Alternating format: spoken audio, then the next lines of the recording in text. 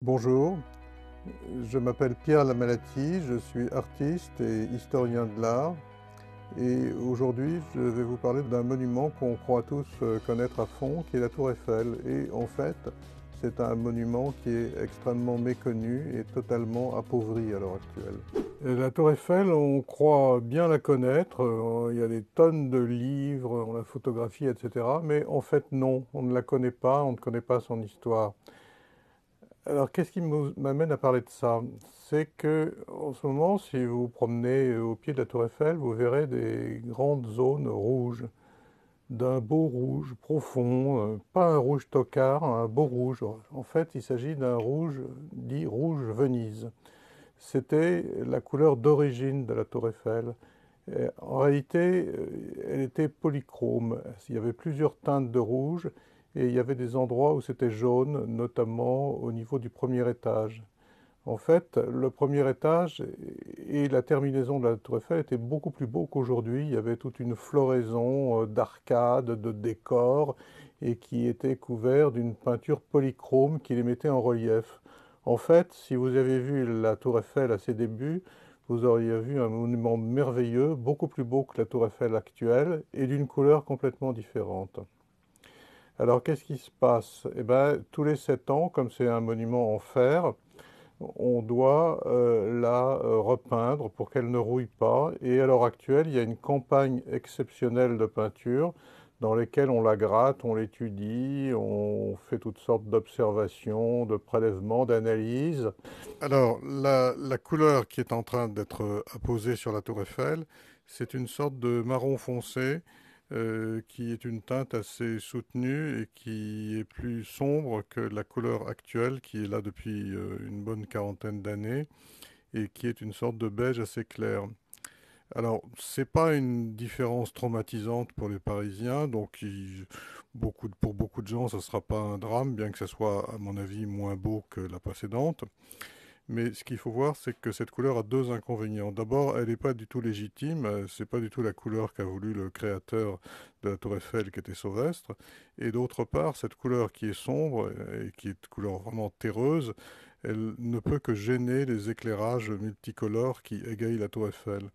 Donc en fait, c'est vraiment une très mauvaise idée de peindre actuellement la Tour Eiffel en marronasse. L'histoire de la Tour Eiffel, il faut se replonger dans l'histoire des expositions universelles. Qu'est-ce que ça veut dire universel? Ça ne veut pas dire international au sens où tous les pays du monde entier y participent.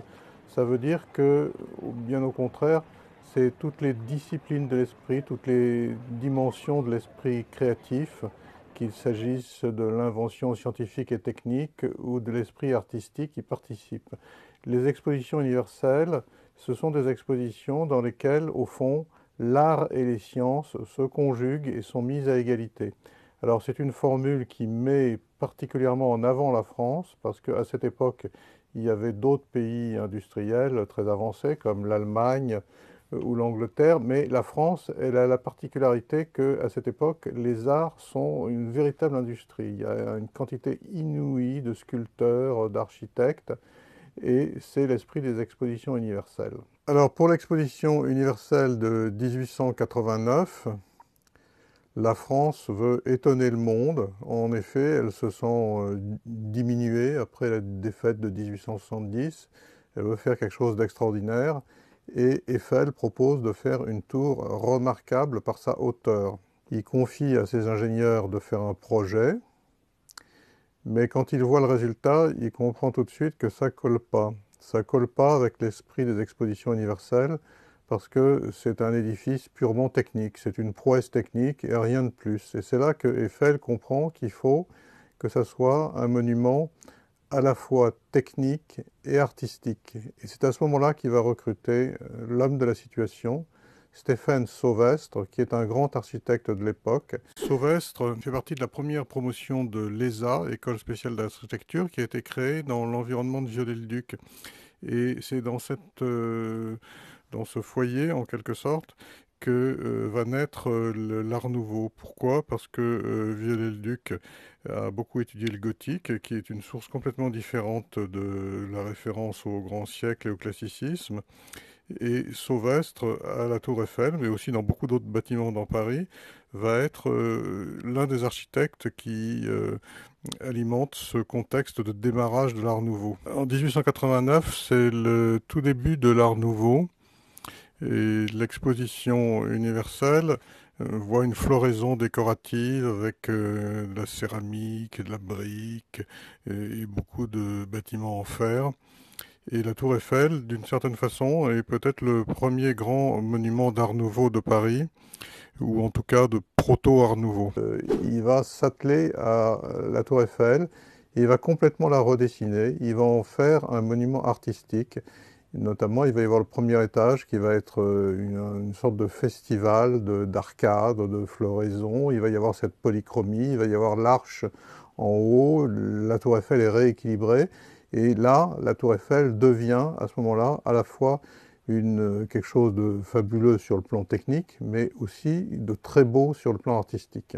Alors, assez vite, les choses évoluent défavorablement.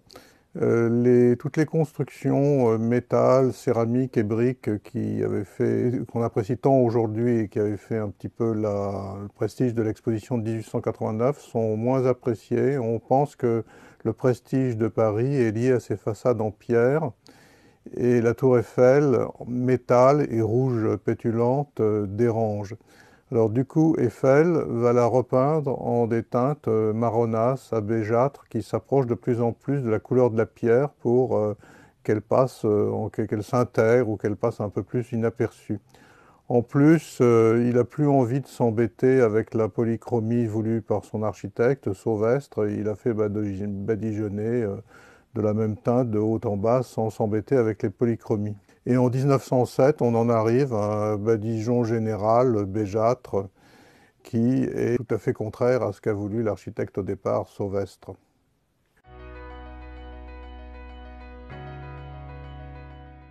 Alors, au tournant du siècle, on parle de plus en plus de détruire la tour Eiffel, comme on a détruit d'ailleurs énormément de bâtiments magnifiques des expositions universelles.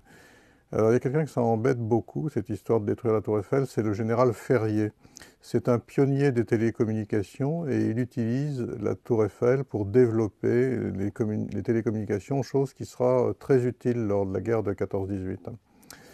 Et le général Ferrier se lance avec un groupe de militaires dans une opération de sanctuarisation de la tour Eiffel et il commande une statue qui dit grand monument, dit grand génie, et donc il commande à Bourdelle une statue de Eiffel.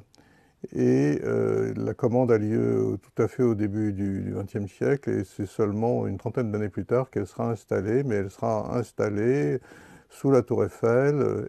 La tête d'Eiffel sera dorée à l'air fin et ça installera dans l'opinion l'idée que Eiffel, qui est mort à cette époque, est un grand génie et que sa tour Eiffel est l'œuvre d'un grand génie.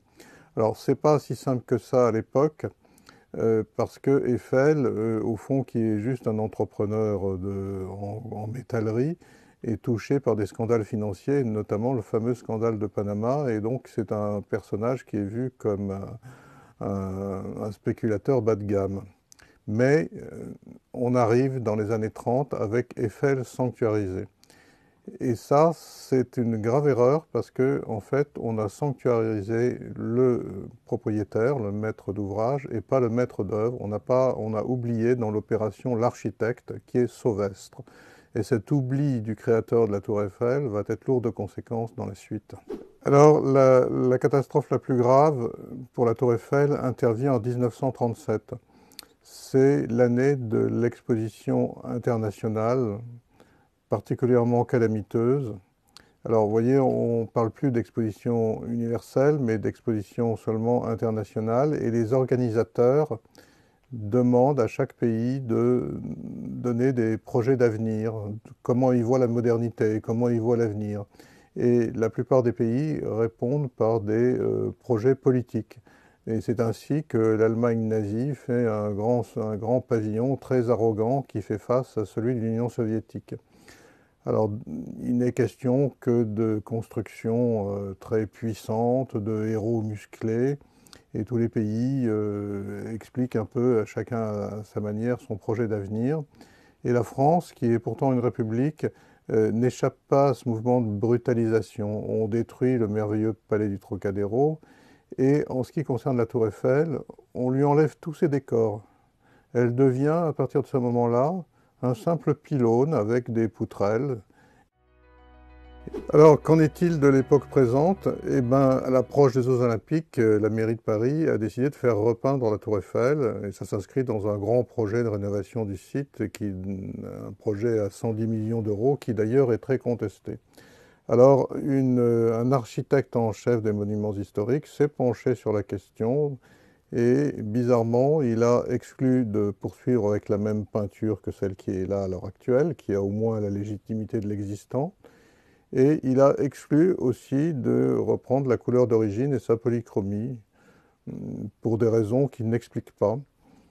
Il prend une peinture qui est celle de la 4e campagne de peinture dont j'ai parlé tout à l'heure. Le choix de peindre la Tour Eiffel en marron foncé, c'est un choix personnel d'un architecte en chef des monuments historiques. Il n'a aucune légitimité parce que c'était pas du tout comme ça que le créateur de la Tour Eiffel la voyait. Il a pris il a pris pour des raisons inconnues la couleur d'une des campagnes de badigeonnage de la Tour Eiffel, mais qui n'était sûrement pas la plus réussie, hein. Donc c'est une teinte qui est éminemment discutable.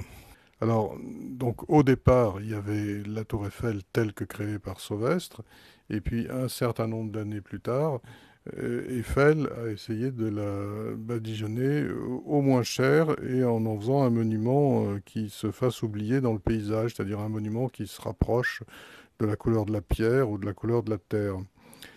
C'est un peu un choix utilitaire et de circonstance, mais c'est pas du tout respecter la volonté de son créateur. Et il est bien évident que la couleur d'origine était beaucoup plus belle.